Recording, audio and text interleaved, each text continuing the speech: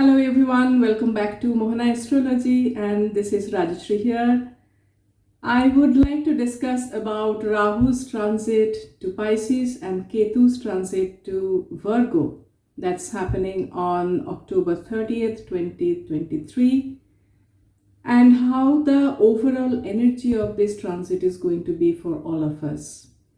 In a later video, if you guys want, I can discuss further as per nakshatra transit of Rahu. Like when Rahu will enter Revati, what will be the impact on all 12 moon signs based on your own birth nakshatra. Let me know in the comment section. If you want, I can make that video. Let me now discuss about this transit and how all of our lives are going to get impacted because of Rahu's transit to Pisces and Ketu's transit to Virgo. Rahu is beginning a brand new cycle after entering Pisces. Rahu's dispositor, Jupiter, is also in Aries and has already started this new journey when he entered Aries. So November onwards, a lot of new changes will come in our lives. Some things will end and some things will begin during this time. And a new way of life will manifest between November and end of April 2024. That is till the time Jupiter will be in Aries. Now, how these changes will impact you will completely depend on in which house Rahu and Ketu will be posited when they enter into Pisces and Virgo. So long Rahu in Aries has been acting like Mars. If you remember the heat wave in various countries and fire-related calamities that has happened during this time, and it has happened all over the world, not limited to any particular place. And this is going to give you an understanding of what Rahu is capable of doing when he enters into the sign of Pisces. So instead of fire-related matters, we are going to see rise in water-related calamities, sea-related problems. So those things will come. On individual level, a self-centered, high on ego, and a fiery Rahu is now going to take a dip in the cold, deep sea water of Pisces. Now, this is the ocean of no self. This is the ocean of spirituality, losing oneself.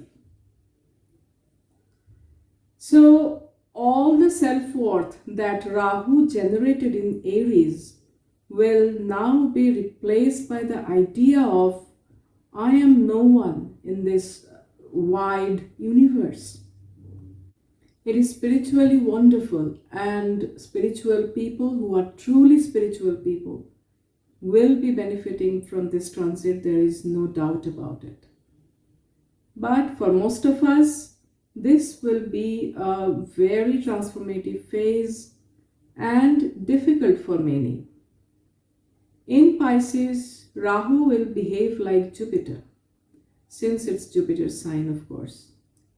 But since it's Rahu, this Jupiterian action will come with a twist. Note that Rahu's dispositor Jupiter will be retrograde when Rahu enters the sign of Pisces.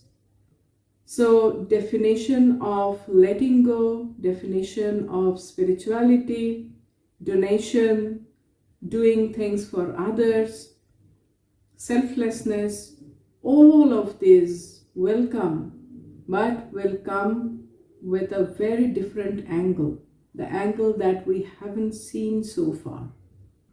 So in one way, it will be more like, more aligned with the values of Kali Yuga. Spread of fake spirituality, yes, on a lower vibrational level of Rahu, it is possible. You will see isolation in a big way coming in the next 1.5 years. We will struggle to curb our expenses as well.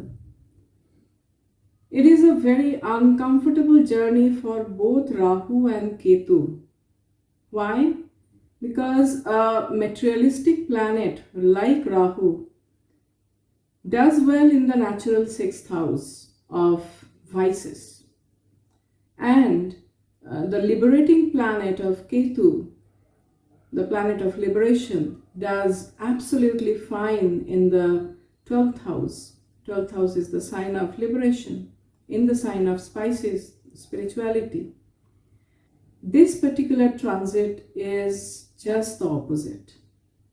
So there is a drastic conflict in the energy of the planet and the energy of the sign and natural houses where they are transiting into. This conflict will also manifest in our lives in the next 1.5 years. There will be unrealistic aspirations, and then the reality check will also come. Rahu in Pisces will bring out the physical manifestation of the deep spirituality that is on the higher vibrational level. Rahu can give very deep spirituality as well, obsession for spirituality as well. And Ketu in Virgo will bring out past karma or prarabdha. So you are getting a chance to mitigate what you have come to do in this life. And Ketu shows past life connections. 6th house shows past life spending karma, which we have come to mitigate. So next 1.5 years will sure be a tug of war between materialistic desires and letting go. And this is going to transform lives of all. The base energy of Rahu and Ketu is letting go, if you see it carefully. Whether we want to let go or not, the circumstances will make us sync with this energy. Note that Virgo is the sign of diseases, Pisces is the sign of seclusion. So disease and seclusion are being connected by Ketu and Rahu with this transit. I'll not discuss more about it in this video. You all are intelligent enough, you can decipher what I'm trying to say. Now, Pisces is also the sign of our exit from this world, our liberation from this mortal world. Rahu coming there, well, amplifies this. Clearing off of prarabdha, seeking refuge in peace and tranquility through spirituality is the higher vibrational theme of this transit. On the normal regular life, this transit will increase expenditure, will bring foreign relocation for many, and if you are spiritually inclined, you may decide to move to an ashram or a monastery. Pisces is the sign of escapism. On the higher vibrational level again, it works as escaping from the material world and embracing spirituality. On the lower level, with Rahu's influence, it can mean escaping from the reality through abuse of substances. So be careful there. Now, 12th house is also the house of hospitalization. Ketu is in the sign of Virgo, diseases. Rahu is in the sign of hospitalization, is in the house of hospitalization. So health will need care during this transit. There is no doubt about that. The whole idea of this transit of Rahu and Ketu emphasizes on one theme, and that theme is letting go. That theme is sacrificing your own needs and take care of others, sacrificing your own selfish goals to accommodate everybody else in your life.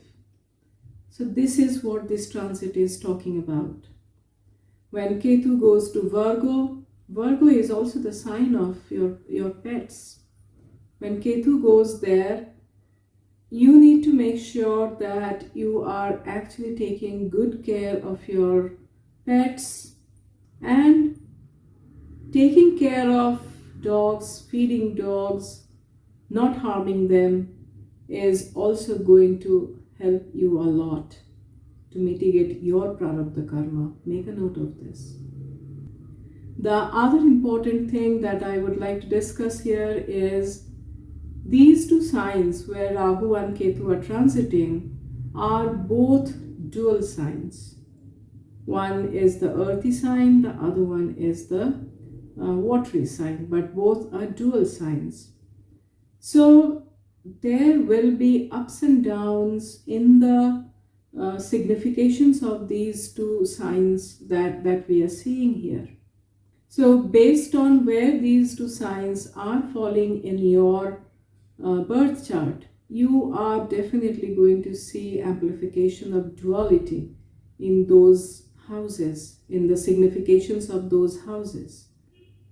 Say for example, Pisces is coming in your ascendant, so you are Pisces, you and Rahu is coming onto you. So there will be a lot of duality of thoughts. You will not be able to take the concrete decision. These kind of things will happen. And on the other side, in your 7th house, Ketu will be there in another dual sign. Again, in marriage matters, in your business matters, in your business partnership, in your dealings with others, again a sense of duality will be there. At times you will do something, at times you will do just the opposite. So this is how this transit is going to manifest for all of us in general. I hope this has been a guidance to you. I hope this has given some kind of way forward to handle this energy. If you like, let me know in the comment section whether you would like me to make videos on a nakshatra-wise transit. I'll do it if you want it. Thank you so much. May God bless us all.